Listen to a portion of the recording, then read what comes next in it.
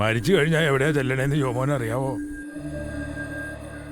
മരിച്ചു കഴിഞ്ഞാൽ നമ്മളെ അവർ പെട്ടിയിലിട്ട് കുഴിച്ചു മൂടും. അവിടെ വേറൊരു ലോകമാണ്.